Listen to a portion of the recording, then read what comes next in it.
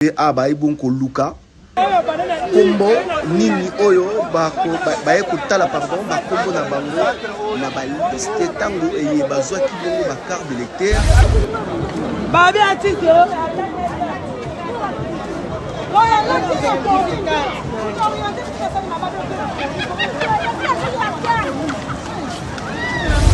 Là, 6 heures, on a dit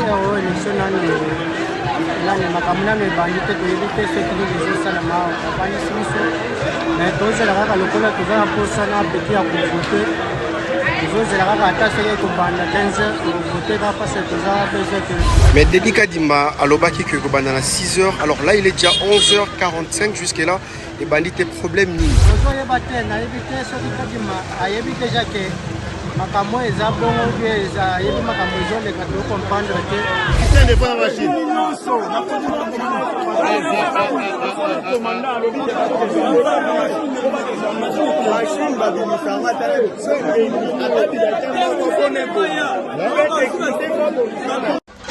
Tozali Bongo en direct ya moko ya ba bureau de vote kati ya Ngomba ya Kinshasa.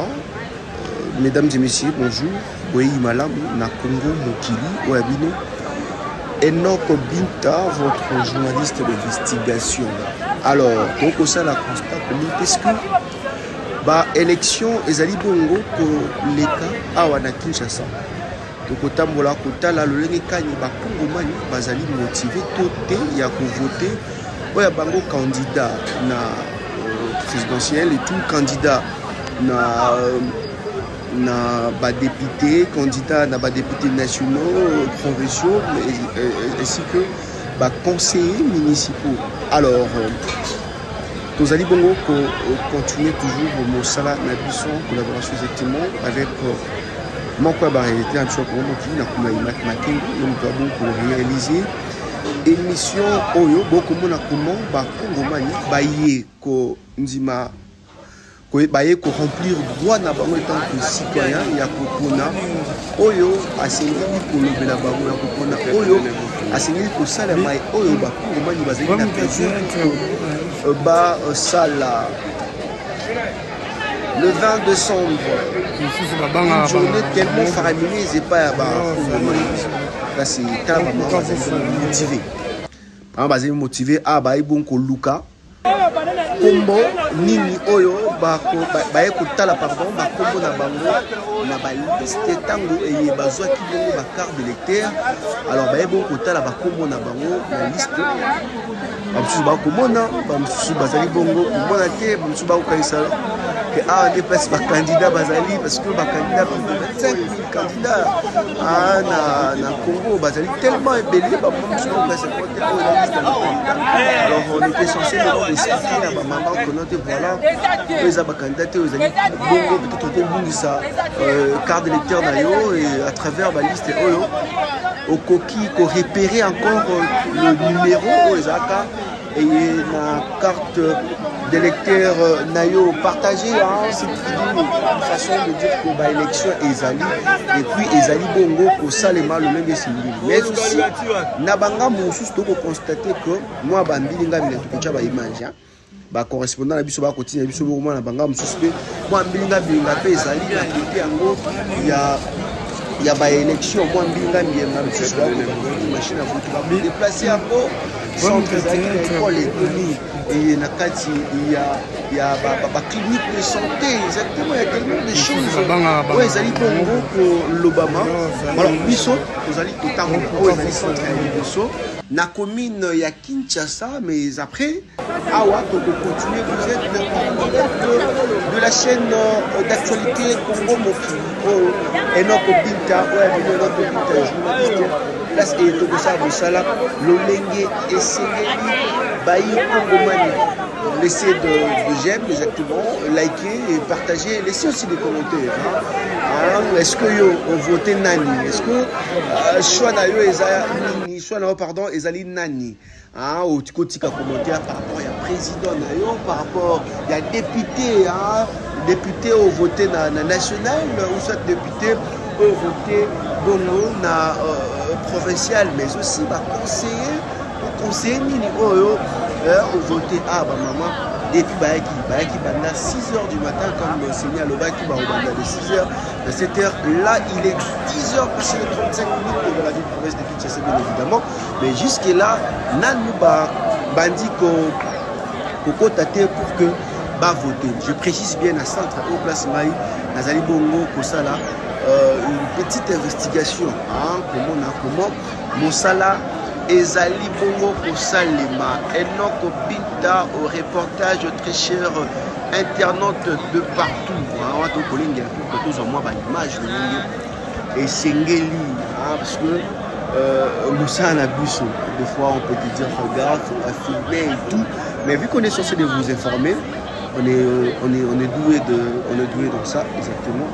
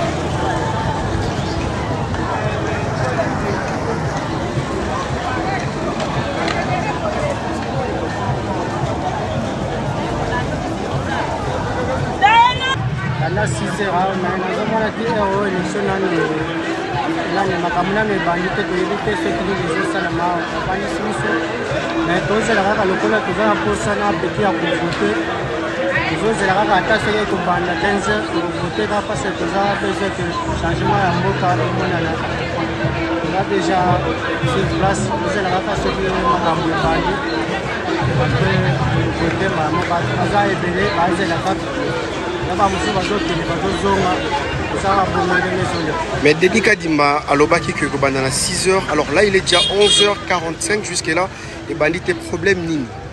Bon, makamwezo le kawa, rozo yebate na yebite so dikadima, ayebite jake.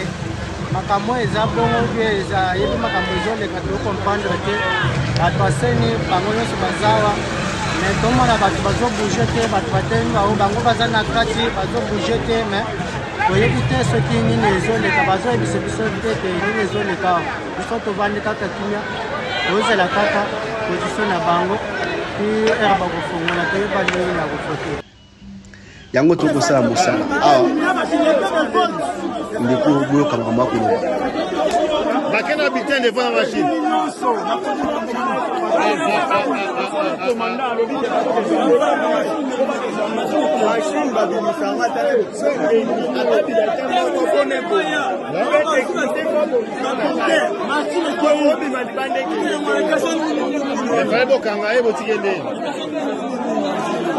Omoni comment est-ce qu'il doit préciser à ça les précisions par rapport à ma campagne comment machine à côté ils déplacer et tout il y a tellement de choses élection je crois après les élections on va travailler sur ça, on va faire le Luka ba témoin, Toko Yamba ba témoin après les élections exactement Toko Luka observateur on a comme on a sillonné centre on a au Tambola.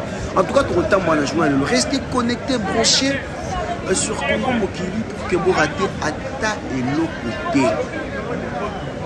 maman ba koluka bongo ba komona bango bilingi ba tata exactement ba yekutala komona ambiance oyo ezali bongo koleka awa na kati pardon ya moko ya ba bureau ba centre de vote comme to mesana bongo koloba merci na ba surtout ba pesa biso matoi tout cela bi musala o na misu to continuer kokoba na kosala Moussala Outalanga Mukuna, Bamanga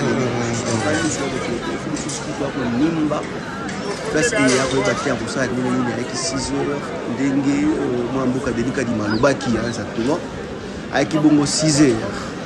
Alors là il est 10 heures makamona les balites par exemple suba kolemba comme si suba ko fortifier bana ko ya kaka bo voter parce que zali bongo parce que aujourd'hui là on a le baka voter ça tango ko voter et ko pesa makasi ya ko telemela moto votaki.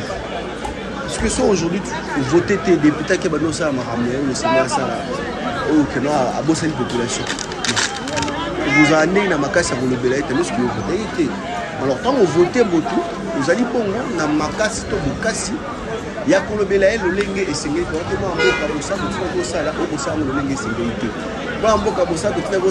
allez pour moi, alors, milengele parce que après 5 ans, vous avez une base pour Koluka Baboua. Donc voilà un peu. Donc on continue toujours Kosala Monsala en collaboration exactement avec Ina qui est à la réalisation voilà, de ce reportage exactement. Moi, reportage, vous êtes en direct, je précise. Vous allez donc en direct sur Congo, Mokili, Baï, Congo, Mani. Nous continuons ces reportages Congo ambiance ezali koleka awa na commune ya Kinshasa, précisément na quartier Ngwaka. Merci beaucoup, suivez.